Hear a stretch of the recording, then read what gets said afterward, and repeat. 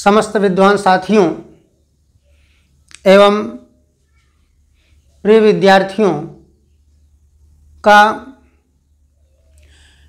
Teachers class वे YouTube platform पर हम हृदय की गहराइयों से स्वागत करते हैं। आज हम लोग कक्षा 10 संस्कृत पद्य पीयूषम षष्ठ पाठ विद्यार्थीचर्या के शेष श्लोकों के विषय में अध्ययन करेंगे। इसके पूर्व में 2 भाग में विद्यार्थीचर्या पाठ के विषय में विस्तार से आपको बताया जा चुका है। पहले भाग में विद्यार्थीचर्या पर विस्तार से चर्चा करते हुए प्रथम से 3 श्लोक तक, दूसरे भाग में 4 से 7 श्लोक तक की व्याख्या की गई थी। अब इस तीसरे भाग में हम श्लोक संख्या 8 से अंतिम स्थिति तक चलेंगे। आज ये पाठ आपका पूर्ण हो जाएगा। तो श्लोक संख्या 8 क्या है वो देखा जाए। विद्यार्थीचर्या पर हमने विस्तार से चर्चा किया है। आपसे पाठ से ही आपको लग रहा है कि इसमें विद्यार्थी की दिनचर्या के विषय में वर्णन किया गया है। जो भी श्लोक आपको मिलेंगे, अभी तक जो 7 श्लोकों को आपने पढ़ा है, उन समस्त श्लोकों में आपने देखा है कि विद्यार्थियों को किस तरह से अपना विद्यार्थी जीवन व्यतीत करना चाहिए, यह पूर्ण रूप से स्पष्ट किया गया है। मनुस्मृति के माध्यम से मनु ने इसमें बहुत ही अच्छे ढंग से संजो करके पिरो करके विद्यार्थियों को अच्छे ढंग से मार्गदर्शन दिया है। तो ये 8वां श्लोक जो आपके सामने है, देखें वो क्या है। सर्व लक्षण हीनोपि सर्वलक्षण हीनोपि यह सदाचारवान नरः। सर्वलक्षण हीनोपि यह सदाचारवान नरः। श्रद्दधानो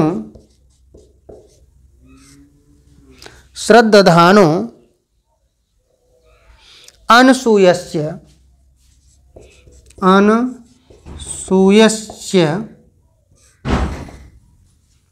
शतं वर्षाणि जीवति। ये आपका श्लोक है। श्रद्दधानो अनसूयस्य शतं वर्षाणि जीवति। अब देखें कि इसमें क्या संकेत करना है, क्या समझाना है, क्या बताना चाहते हैं इस श्लोक के माध्यम से। कह रहे हैं कि सर्वलक्षणहीन, पहले हम एक बार इसका सस्वर पाठ आपके सामने प्रस्तुत कर देते हैं, उसके बाद तब इसके विस्तार पर हम लोग चलते हैं।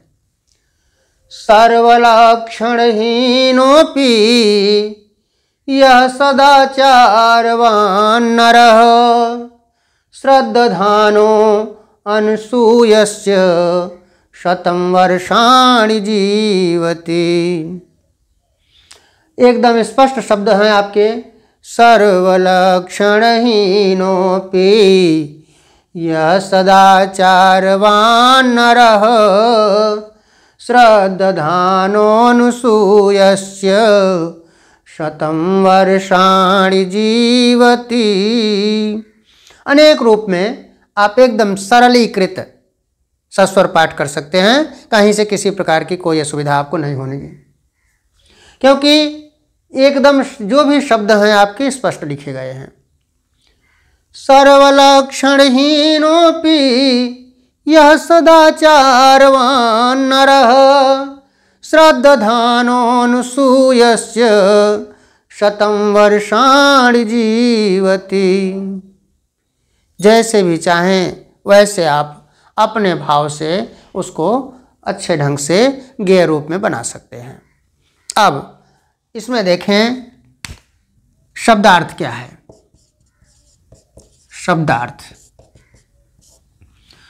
सर्वलक्षण हीन अपि, शब्द समझ रहे हैं आप, लक्षण माने विशेषता, गुण। यह सदाचार, सदाचार समझते ही हैं, सदाचार से युक्त ना। वान नरः, नरः माने मनुष्य। श्रद्धान, श्रद्धा से युक्त, श्रद्धान शब्द का भाव है श्रद्धान ना, श्रद्धा से युक्त ना। अनसूयस्य शब्द लिखा है, अनसूय का भाव होता है निंदा से रहित। ठीक, और आगे सब शब्द आपको स्पष्ट हैं, शतम समझ ही रहे हैं, 100 वर्ष, वर्षाणि जीवति, जीवित रहता है।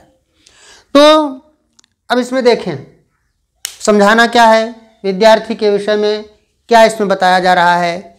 कह रहे हैं कि यदि विद्यार्थी सदाचारी है, उत्तम चरित्र वाला है, उत्तम आचरण वाला है, तो वह निश्चित रूप से शतम वर्षाणि जीवति, वह दीर्घायु होता है।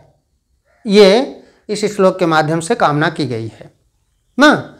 अब इसकी व्याख्या पर हम लोग चलते हैं। कहते हैं कि सर्व लक्षण हीन अपि, सर्व माने समस्त, लक्षण माने विशेषता, गुण, हीन माने रहित, अपि माने भी, माने समस्त लक्षणों से, समस्त विशेषताओं से, समस्त गुणों से रहित होते हुए भी, यह माने जो सदाचारवान नरः, जो सदाचारी है, जो मनुष्य सदाचारी है, सदाचारी का मतलब है उत्तम चरित्र वाला है, उत्तम आचरण वाला है, वह श्रद्धान, श्रद्धा से युक्त होता है, श्रद्धान अनसूयस्य, और निंदा से, बुराइयों से रहित होता है, शतम वर्षाणि जीवति, और 100 वर्षों तक जीवित रहता है। ये विशेषता आपको देखिए संकेत किया जा रहा है, बताया जा रहा है। कह रहे हैं सीधे सीधे एक चीज पर विशेष रूप से ध्यान दीजिए आप पूरे श्लोक में, सदाचारवान नरः, सदाचार शब्द को आपको समझाने का प्रयास किया जा रहा है। सदाचार क्या है, उत्तम आचरण क्या है, उत्तम चरित्र क्या है। जो आदमी अपने उचित आचरण पर, अपने संयमित आचरण पर रहता है, वही व्यक्ति सदाचारी कहा जाता है। तो सदाचारी हैं आप यदि वास्तव में आपके अंदर उत्तम आचरण है, उत्तम चरित्र है, क्योंकि चरित्र ही दुनिया में सर्वस्व है। इसके विषय में हमने आपको पूर्व में बहुत विस्तार से बताया है। तो यहाँ पर सीधे सीधे लिख रहे हैं कि जो मनुष्य उत्तम चरित्र वाला है, वह यदि और किसी भी लक्षण या गुणों से रहित भी हो, तब भी वह श्रद्धान, श्रद्धा का पात्र होता है, विश्वास का पात्र होता है। अनसूयस्य, वह निंदा या बुराइयों से रहित होता है, और शतम वर्षाणि जीवति, 100 वर्षों तक निश्चित रूप से वह जीवित रहता है। यहाँ पर मनुस्मृति के माध्यम से ये हमारे श्रेष्ठ विद्वत, श्रेष्ठ ऋषि, श्रेष्ठ मनु के द्वारा ये संकेत किया जा रहा है कि विद्यार्थी में यदि कुछ भी न हो, केवल एक ही चीज हो, सदाचारी हो, वह अपने आचरण से रहता हो, तो निश्चित रूप से वह दीर्घायु होगा, वह शतम वर्षाणि जीवति, वह शतायु होगा, दीर्घायु होगा, चिरंजीवी होगा, लंबी अवस्था वाला होगा। ये इस श्लोक के माध्यम से इन्होंने संकेत किया है। हमें लगता है कि अच्छे ढंग से आपको पूरा श्लोक समझ में आ गया होगा कि मनुष्य के अंदर चाहे जो कुछ भी हो, केवल एक ही चीज यहाँ पर संकेत हो रहा है कि चरित्र। क्योंकि हमने संकेत किया है कि वृत्तम यत्नेन संरक्षेत वित्तमायात याच्य अक्षीणो वित्ततः क्षीणो वृत्ततस्तु हतो हतः। एक ही विशेषता है कि जिसके अंदर वृत्ततस्तु, चरित्र अगर आपका गया, आपका उत्तम आचरण गया, तो हतो हतः, आपका सब कुछ नष्ट हो जाता है। इसीलिए यहाँ पर सीधे संकेत किया जा रहा है कि यदि आपके अंदर यह सदाचारवान नरः, जो मनुष्य उत्तम आचरण वाला है, सर्वलक्षणहीनः अपि, समस्त लक्षणों से वो भले ही रहित हो, लेकिन वह श्रद्धान, वह विश्वास का पात्र होता है, वह श्रद्धा से युक्त होता है, अनसूयस्य, वह निंदा या बुराइयों से रहित होता है तथा शतम वर्षाणि जीवत, 100 वर्षों तक जीवित रहता है। ये आपका 8वां श्लोक रहा। अब हम अगले श्लोक पर चलते हैं, श्लोक संख्या 9। ये अच्छे ढंग से आपको समझ में आ गया होगा। अब श्लोक संख्या 9 देखिए क्या है। श्लोक संख्या 9,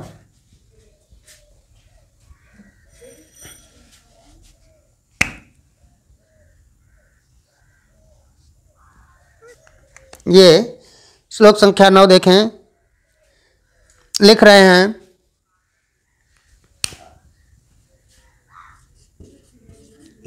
सर्वम परवशम दुखम। सर्वम परवशम दुखम। फिर लिख रहे हैं सर्वमात्म वशम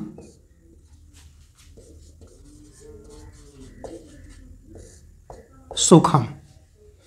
सर्वम आत्मवशम सुखम।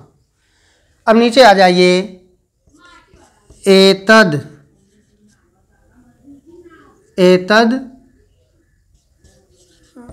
विद्यात्।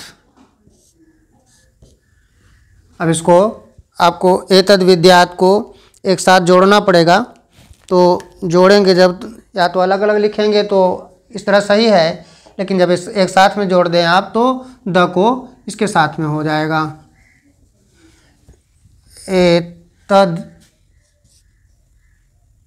एतद विद्यात्, इस तरह शब्द आपका बन जाएगा। एतद विद्यात् समासेन लक्षणम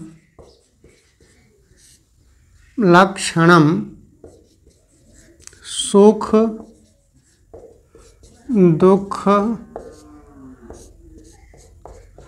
योः। ये श्लोक आपका देखें, सामने स्पष्ट हो गया।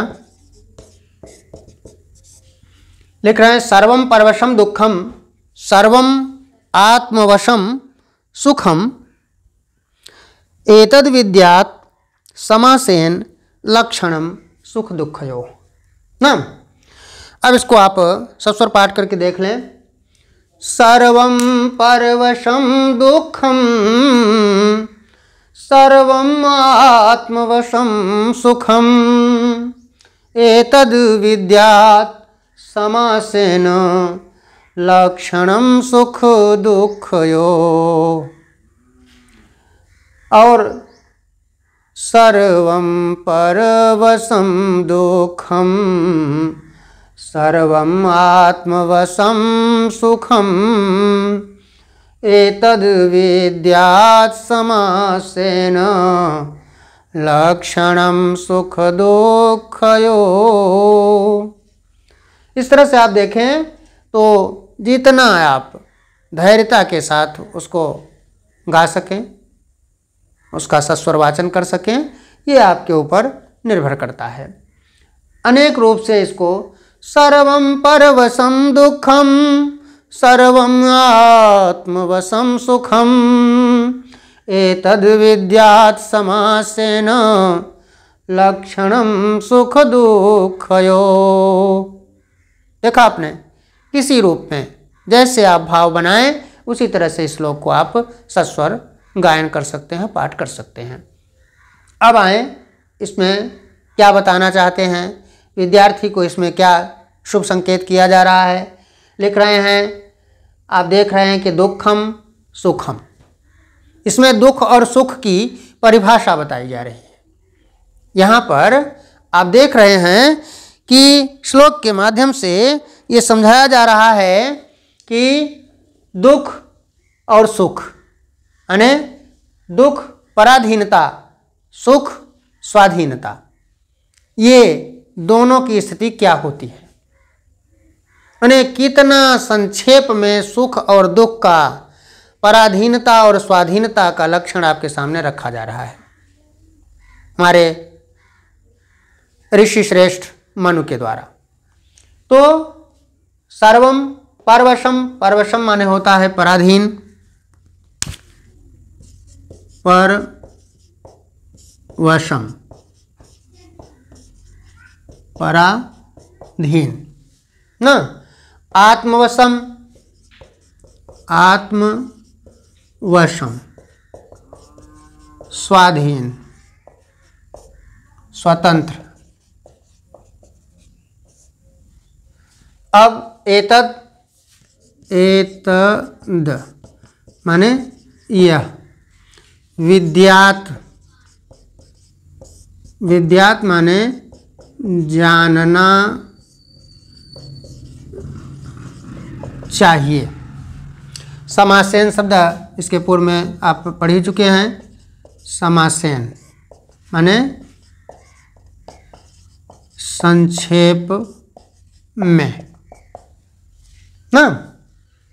लक्षणम सुख दुखयो। अब आप आइए इसके विस्तार पर चलते हैं। करें सर्वम परवशम दुखम माने हमेशा दूसरे के अधीन रहना, यह दुनिया में सबसे बड़ा दुख है। सर्वम आत्मवशम सुखम, हमेशा आत्मवश अर्थात स्वतंत्र रहना, स्वाधीन रहना, यह दुनिया में सबसे बड़ा सुख है। फिर करें एतद विद्यात समासेन, एतद माने यह, विद्यात माने जानना चाहिए, समासेन संक्षेप में। लक्षणम सुख दुखयो, सुख और दुख का लक्षण, सुख और दुख की परिभाषा। तो संकेत कर रहे हैं कि सुख और दुख का संक्षेप में लक्षण यह जानना चाहिए। वो क्या लक्षण है, क्या संक्षेप में हमको सुख दुख का लक्षण जानना चाहिए, उसके लिए ऊपर लिख दिया सर्वम परवशम दुखम। पराधीनता, कहा जाता है कि पराधीन सपने हूँ सुख नहीं। तो भाव सीधे सीधे लिख रहे हैं कि पराधीनता की भावना, ये जो पराधीन है, आदमी परतंत्र है, दूसरे की गुलामी में है, तो दुनिया का सबसे बड़ा दुखी आदमी है। कोई भी नहीं चाहता है कि हम पराधीनता की बेड़ी में जकड़े रहें। सभी चाहता है कि हम स्वतंत्र जीवन व्यतीत करें, हमारे ऊपर किसी प्रकार से कोई किसी की गुलामी की स्थिति न रहे, कोई हमारे ऊपर दबाव इस तरह का न रहे कि हम स्वतंत्र रूप से खुले मन से कुछ न सोच सकें न कुछ कर सकें। इसलिए यहाँ पर भाव लिखा जा रहा है सीधे सीधे कि सर्वम परवशम दुखम, हमेशा दूसरे के बस में रहना, दूसरे की पराधीनता को स्वीकार करना ना, यह सबसे बड़ा दुख है। और सर्वम आत्मवशम सुखम, हमेशा आत्मवश अर्थात अपने में स्वतंत्र रहना, यह सबसे बड़ा सुख है। फिर कहा एतद विद्यात समासेन, यह समासेन संक्षेप में, विद्यात जानना चाहिए, लक्षणम सुख दुखयो, सुख और दुख का लक्षण। अब आप एकदम स्पष्ट हो गए होंगे, पूर्ण रूपेण आपको समझ में आ गया होगा। इस श्लोक के माध्यम से वो समझाना चाहते हैं आपको कि स्वाधीनता क्या है, पराधीनता क्या है, दूसरे की गुलामी क्या है और स्वतंत्र जीवन क्या है। तो दुख और सुख को पराधीनता और स्वाधीनता से जोड़ा गया है, क्योंकि दुख के बाद सुख और सुख के बाद दुख, यही जीवन की एक व्यवस्था है। जॉय एंड वो आर ओवन फाइन, संकेत किया जाता है कि दुख और सुख यही जो है एक ही सिक्के के दो पहलू हैं। तो यहाँ पर सुख और दुख का विस्तार से आपको लक्षण संकेत कर दिया गया। बहुत ही माने संक्षेप में उन्होंने बता दिया कि सुख और दुख क्या है, पराधीनता क्या है, स्वाधीनता क्या है। ये श्लोक आपने अच्छे ढंग से समझ लिया होगा। अब हम इस पाठ के अंतिम श्लोक पर चलते हैं, वो है श्लोक संख्या 10। वो आप देख लें क्या है श्लोक संख्या 10। श्लोक संख्या 10।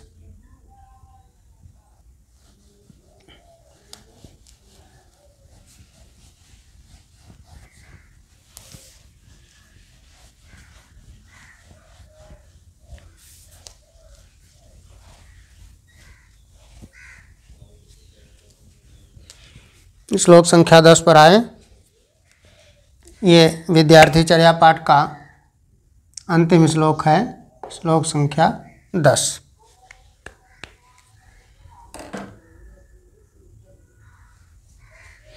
लिख रहे हैं, एकाकी चिंतयेन नित्यम, एक साथ जोड़ करके लिख रहे हैं, चिंतयेन नित्यम विविक्ते विविक्ते हित मात्मनः। ये हितमात्मनः, एकाकी चिंतयेन नित्यम विविक्ते हितमात्मनः। फिर नीचे लिख रहे हैं, एकाकी चिंतयानो ही, एकाकी चिंतयानो ही, चिंतयानो के बाद इन्होंने अलग ही कर दिया है, तो आप भी अलग कर दें, चिंतयानो ही। फिर लास्ट में लिख रहे हैं, परम श्रेयो धिगच्छति,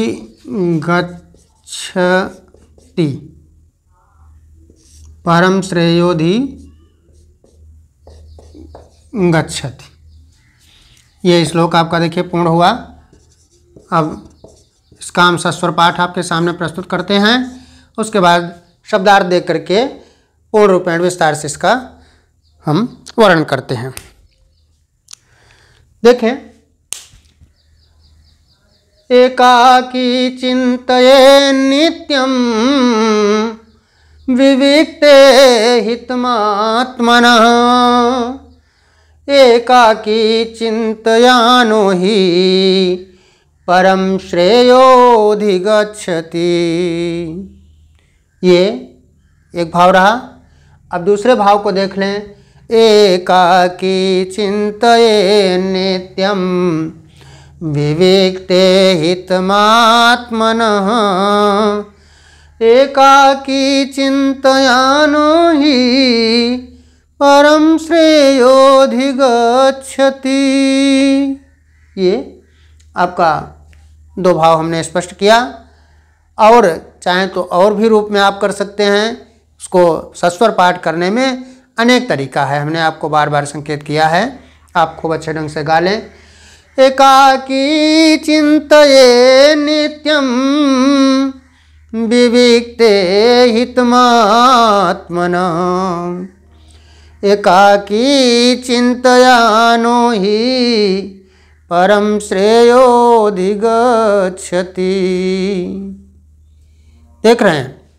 अब आइए इसके अर्थ पर, इसके पूर्ण रूपेण जो कठिन शब्द हैं, काठिन्य निवारण कर लिया जाए, उसके बाद इसकी व्याख्या आपके सामने रखते हैं। एकाकी शब्द का अर्थ ही पहले देख लें। एकाकी, एकाकी का भाव है एकांत में। चिंतयेत माने समझ ही रहे हैं, चिंतन करना चाहिए। नित्य माने हमेशा।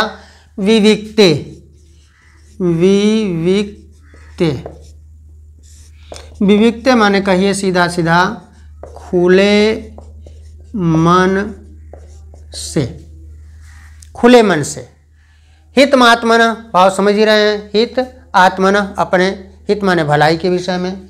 फिर कह रहे हैं एकाकी चिंतयानो ही, चिंतयानो माने चिंतन करने वाला। इसमें भ्रम हो तो लिख लें आप, चिंतयानो ना, चिंतयानो माने चिंतन करने वाला। ही शब्द जो आ रहा है अलग से, ही माने निश्चित रूप से। ठीक। परम, परम शब्द का यहाँ पर है परम। परम श्रेय को एक साथ कर लीजिए तो और स्पष्ट रहेगा आपका। परम श्रेयो, परम श्रेयो का भाव होता है मोक्ष। परम श्रेयस, श्रेयस शब्द से अर्थ यहाँ पर आ रहा है, तो परम श्रेयो का भाव सीधा सीधा होता है मोक्ष। इसलिए हम आपको संकेत कर दिए कि परम श्रेय क्या है ना। तो परम श्रेय का भाव ही सीधा सीधा संकेत लिख रहे हैं परम कल्याण ना, परम श्रेय। मोक्ष चाहे लिख लें परम कल्याण। ठीक, अब आइए विस्तार से अर्थ पर चर्चा करते हैं। कह रहे हैं एकाकी चिंतयेत नित्यम। चिंतयेत शब्द लिख रहे हैं आपके क्या कहते हैं विधिलिंग लकार में, चाहिए के अर्थ में। तो एकाकी चिंतयेत नित्यम, एकांत में, नित्य माने हमेशा, चिंतयेत चिंतन करना चाहिए। यहाँ पर श्लोक से आप भाव देख रहे हैं, प्रसंग इसका सीधा स्पष्ट हो रहा है आपके सामने कि यहाँ पर एकांत में बैठकर हमें अपने भलाई के विषय में विचार करना चाहिए। इस विषय पर पूरे पाठ में, पूरे श्लोक में संकेत किया गया है। माने एकाकी चिंतयेत नित्यम, एकांत में बैठ करके हमेशा चिंतन करना चाहिए। आगे लिखा विविक्ते, विविक्ते का भाव है खुले मन से, एकदम open heart, with open heart, खुले मन से, हितम आत्मना, अपने भलाई के विषय में, अपने कल्याण के विषय में, अपने हित के विषय में, अपने भलाई के विषय में खुले मन से एकांत में बैठ करके हमेशा चिंतन करना चाहिए। पूरी बात को एक साथ में रख करके आप कर लीजिए कि हमेशा खुले मन से अपने भलाई के विषय में एकांत में बैठकर चिंतन करना चाहिए। अब नीचे आ जाइए, एकाकी चिंतयानो ही, एकांत में बैठकर चिंतन करने वाला, ही माने निश्चित रूप से, परम श्रेयोधिगच्छति, परम श्रेयस, परम कल्याण अर्थात मोक्ष को प्राप्त करता है। अधिगच्छति, अधिगच्छति शब्द में भ्रम हो तो लिख लें आप, अधिगच्छति, अधिगच्छति माने प्राप्त करता है। तो स्पष्ट हो गया आपका कि एकांत में बैठ करके किस विषय पर, अपने भलाई के विषय में चिंतन करने वाला जो मनुष्य होता है वो निश्चित रूप से परम श्रेयस अर्थात परम कल्याण को, मोक्ष को, दुनिया में आदमी आता है तो अंतिम उसकी स्थिति, अंतिम मनोकामना यही होती है कि हे प्रभु, जब तक इस संसार में हूँ तब तक सुख से रहूँ, उसके बाद इस संसार से जब मुक्ति मिले तो मुझे मोक्ष की प्राप्ति हो जाए, मुझे स्वर्ग की प्राप्ति हो जाए। तो यही है परम श्रेयस ना, परम कल्याण अर्थात मोक्ष। तो यहाँ पर सीधे सीधे अंतिम श्लोक इस पाठ का है, विद्यार्थी को यहाँ पर हमारे परम मनीषी के द्वारा संकेत किया जा रहा है कि हमेशा हमें एकांत में बैठ करके सोचना चाहिए, विचार करना चाहिए। आप ये जान लें कि यदि हम एकांत में बैठ करके सोचते हैं, विचार करते हैं, तो हमने दिन भर या अपने पूर्व समय में अच्छा किया या बुरा किया, इस विषय पर पूर्ण रूपेण एक एक करके हमारे मानस पटल पर आ जाता है। यही है एकांत में बैठने का पूर्ण रूपेण लाभ। इसलिए आप जानते हैं कि ध्यान इत्यादि में आदमी जाता है तो एकदम योगस्तु चित्त वृत्ति निरोध, एकांत में बैठ करके चिंतन, यही है योग। यही स्थिति होती है जब आदमी एकदम एकांत में ध्यान अवस्थित होकर के बैठता है तो उसे अपने अच्छाई के विषय में, अपने बुराई के विषय में कि मैंने जो कुछ किया वो अच्छा रहा या बुरा रहा, एकदम उसके मानस पटल पर सीधे सामने अंकित हो जाता है। इसलिए यहाँ पर बहुत सोच के साथ, बहुत गहरी सोच के साथ इस श्लोक को संकेत किया गया है, बताया गया है। इसके गहराई में आप जाएंगे तो आप बहुत ही विस्तार से इसका वर्णन कर सकते हैं। आप देख रहे हैं कि सीधे संकेत लिखा जा रहा है कि अपने भलाई के विषय में, क्योंकि इंसान है, इंसान के अंदर अनेक दुर्भावनाएं होती हैं, अनेक बुराइयां होती हैं, अनेक अच्छाइयां होती हैं। तो बुरा कार्य यदि हमने कर दिया किसी कारणवश, तो जब हम एकांत में बैठते हैं, चिंतन करते हैं, सोचने लगते हैं, तो हमको एकदम स्पष्ट सामने संकेत मिल जाता है कि यह कार्य मैंने जो किया ये अच्छा नहीं था, यह बुरा था।